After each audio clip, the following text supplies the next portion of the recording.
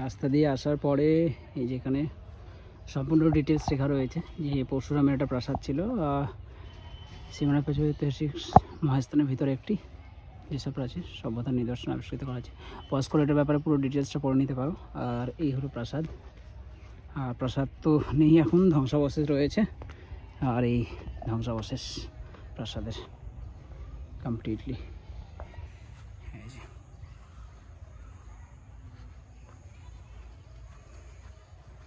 এখন প্রাসাদে ছাগল ঘোরাঘুরি করছে, কিছু মানুষের কাপড় শুকোচ্ছে, ব্যাস এটাই।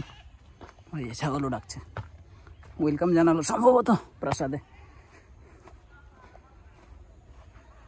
এই যে কমপ্লিট প্রাসাদ।